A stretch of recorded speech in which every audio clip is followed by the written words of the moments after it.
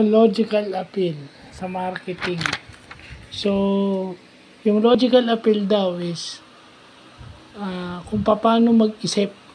So, kung ano yung perception ng customer sa value for money. Kung paano niya tinitignan yung value for money. At kung paano practical sa kanya, depende yun, iba-iba. So, yun yung logical appeal. Based dun sa theory ni Aristotle na may ganyan, may logical faculties, may emotional faculties. So, pinatutuunan dun yung isip, yung kumbaga speaking, he or she uses his smarts, uses his or her brain more than his or her heart. Yun yung logical appeal sa marketing. So, may ganun pala.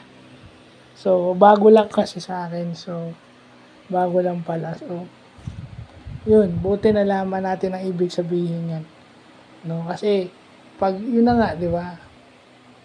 Bakit mo kukunin yung hindi practical sa'yo, di ba?